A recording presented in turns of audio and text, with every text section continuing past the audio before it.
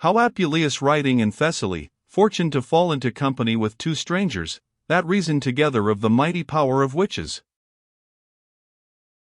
As I fortuned to take my voyage into Thessaly, about certain affairs which I had to do, for there mine ancestry by my mother's side inhabiteth, descended of the line of that most excellent person Plutarch, and of Sextus the philosopher his nephew, which is to us a great honor, and after that by much travel and great pain I had passed over the high mountains and slippery valleys, and had ridden through the cloggy fallowed fields, perceiving that my horse did wax somewhat slow, and to the intent likewise that I might repose and strengthen myself, being weary with riding, I lighted off my horse, and wiping the sweat from every part of his body, I unbridled him, and walked him softly in my hand, to the end he might piss, and ease himself of his weariness and travel, and while he went grazing freshly in the field, casting his head sometimes aside, as a token of rejoicing and gladness, I perceived a little before me two companions riding, and so I overtaking them made a third.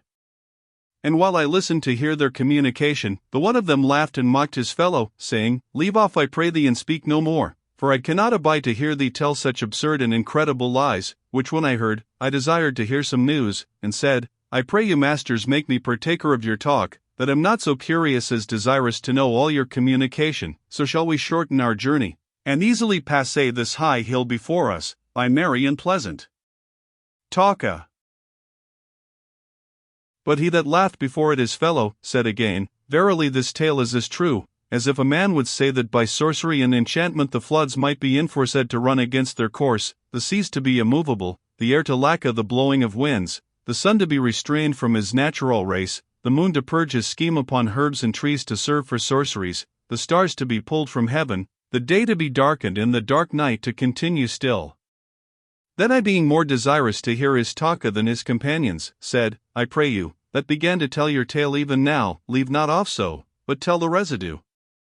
And turning to the other I said, You perhaps that are of an obstinate mind and gross ears, mock and contemn those things which are reported for truth, know you not that it is accounted untrue by the depraved opinion of men, which either is rarely seen, seldom heard, or possesseth the capacity of man's reason, which if it be more narrowly scanned, you shall not only find it evident and plain, but also very easy to be brought to passe.